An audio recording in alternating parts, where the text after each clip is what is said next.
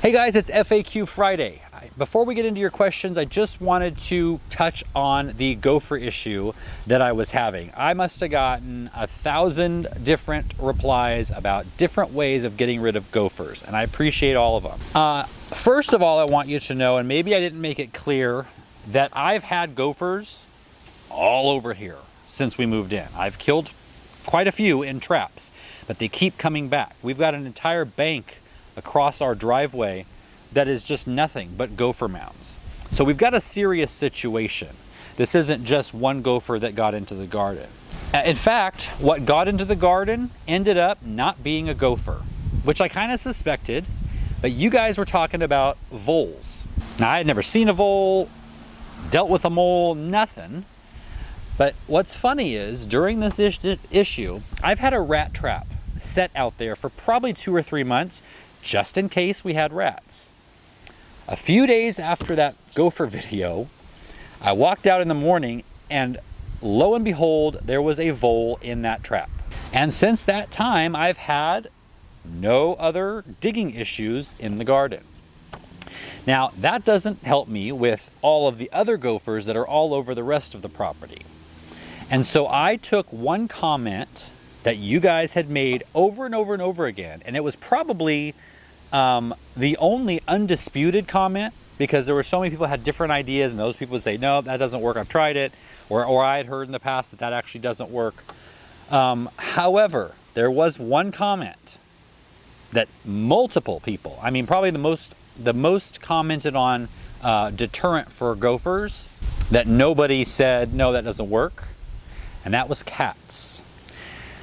Now, I am allergic to cats. I had a cat growing up. It was not easy on me. However, Emily, discovered a shelter or an organization near us, and I'll put the name on the screen because I don't remember it off the top of my head. And it's a barn cat program where they take feral cats that would normally be put down, and they spay or neuter them. Now, these aren't going to be fuzzy, loving cats that come up to you and want to be with you. They're feral cats. They will stay away, but they will handle the rodent situation on a farm. So we're working with them right now. We should be getting our 2 cats in about 2 to 3 weeks, and they're going to show us how to set it up, how to give them shelter, because we do have coyotes around, so you need to put shelter that they can get in quite a few places around the property that coyotes cannot. So I'll be keeping you up to date on that, probably on our homestead channel, Next Level Homestead, a little bit more than on the gardening channel. But I will be talking about them when they are working as a good rodent control here with gophers. If we have rats, I don't know, I've seen a few mice around, voles apparently. So anyway, I just wanted to give you that update. Now let's get right into your questions. The first question is from Susan. She has a question about blueberry plants. We have 3 blueberry plants that we planted 3 to 4 years ago. They had blueberries on them when purchased. Don't they always?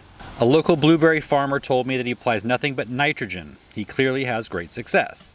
I'm aware they also need acidic soil, although I'm at a loss as to how to make those 2 things happen. Goes on about the decaf coffee grounds. Does it matter what time of year? So here's the thing I've learned about blueberries. And I don't know where you are, so I don't know what your soil is like.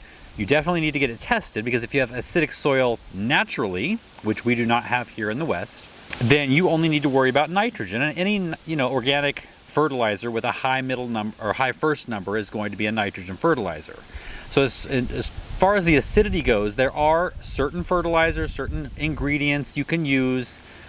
Go to your garden center and look for them to make your soil more acidic. The problem is, if you're growing them in the ground, making it acidic in the ground is very difficult, because it's hard to, you're going to constantly be testing your soil.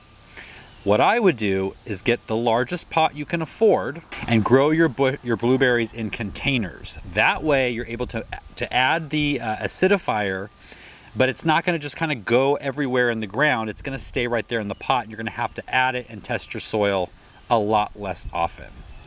I hope that answers your question.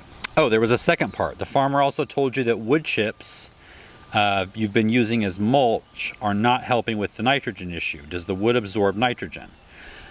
The wood mulch only absorbs the nitrogen if it's mixed in with the soil. So if it's on top of the soil as a mulch, that won't be an issue. The next question is from Lisa, and this is regarding using aspirin on tomatoes. I have several videos on that. Do you use the aspirin spray throughout the life of the tomatoes or only until the blossoms form? Thanks for your help.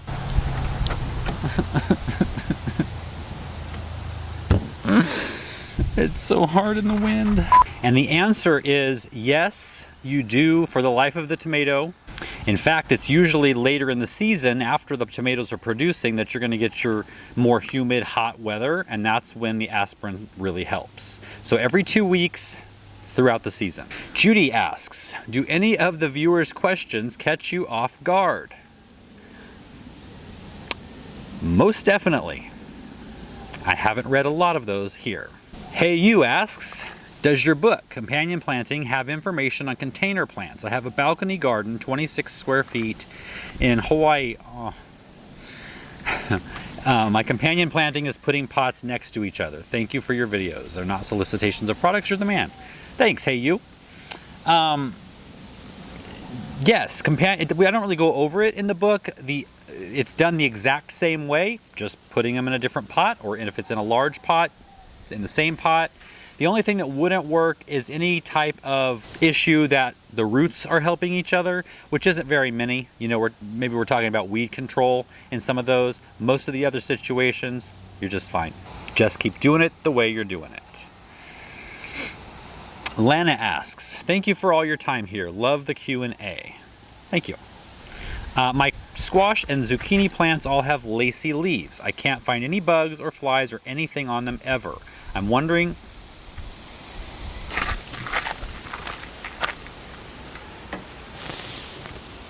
if it's a night pest.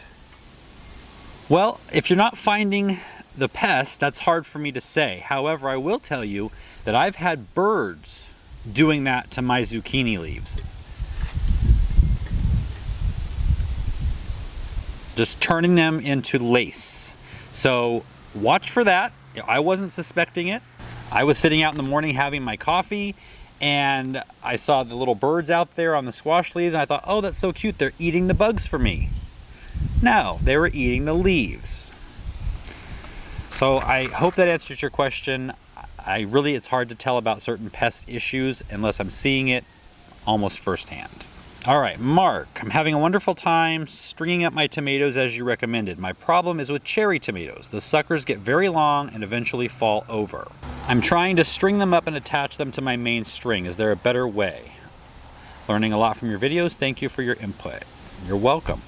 Yeah, there's a better way. Do not use the strings and the hooks for cherry tomatoes. There's just too much going on with a cherry tomato because we don't prune them. I would use either some kind of a large tomato cage. You can use 4 stakes in the ground with, twine wrapped around it to make your own cage, which is most of the time what I do. That's the way I would handle cherries. The strings are really only designed for indeterminate tomatoes that you prune along one stem.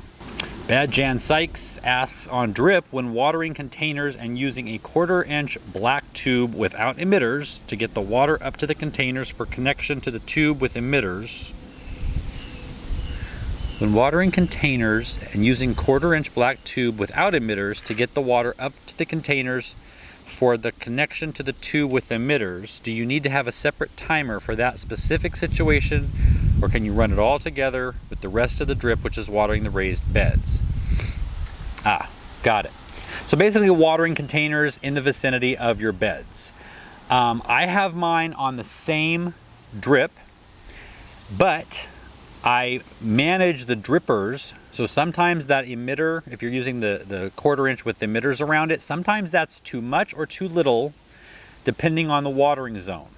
So if you are doing them all on the same, you may have to switch to certain gallon per hour emitters for your pots. I've had to do that over in my tropical area. That's going to be a trial and error thing. It's hard to tell with drip, the number of days, the duration, all of that. So experiment with it, get some different gallon per hour emitters. They have like a 1/4 gallon, 1/2 gallon, gallon per hour, and that's going to help you kind of equal everything out. So on my same emitters, on my same section over here, I've got half of the Mediterranean garden, which is the Mediterranean herbs, which hardly take any water. And on that exact same line, I've got some tropicals. So I've got like a 1/4 gallon per hour emitters on each of the Mediterranean herbs and 2 gallon per hour emitters on the tropicals. So they can be on the same line with different needs. Rick says, despite regular perimeter application of deer scram granules, the tender leaves of my tomato and hibiscus plants are being devoured by deer, while just red tomatoes are being one bite only attacked by squirrels. Suggested deterrents. So suggested deterrents. Now, first of all, make sure they're squirrels. If you've seen it happening, I thought they were squirrels. A lot of people think they're squirrels, and it's actually rats. So that's where traps come in handy. For squirrels, what I have found recently that has been working is tulle. Tulle. It's the fabric for like wedding dresses, I think. And I've been putting that over my plants, and the squirrels have not been eating my plants. The rabbits haven't been eating my plants. Now, I don't know how many tomatoes you have, but if you don't have a ton, you could wrap some tulle around each of those ripening tomatoes. You could also use a sock, an old towel, piece of t-shirt, anything that's going to keep them from biting into that tomato. A lot of times, that's all it takes. Annette says, I'm growing sweet potatoes for the first time. I planted the slips in mid-March, Texas, hot, hot, hot. How do I know when they're ready? I love your book and glad your family is healthy. Thank you, Annette. Basically, when the leaves turn yellow and start to look like they're dying, that's a good time to dig down and check. Or a lot of times, you're going to see the potatoes, the sweet potatoes, kind of bulging their way out of the ground, and they're going to look like big sweet potatoes. And so you'll know for sure at that point, but it never hurts to just dig down a little bit around and see what's going on under the soil. Danielle asks, what do you do when tomatoes are different heights with the trellis? I'm assuming you're asking if you're growing them up all the strings and hooks, and there are some maybe that reach the top while other ones are maybe a couple feet still below the top. You're still going to move all of them at the same time. That's the only way to not get things completely screwed up. So when one reaches the top, they all move. Nana's City Garden. How do I get rid of root knot nematodes? Well, there's a couple of ways. You can actually buy other kind of nematodes that will be predators for these nematodes.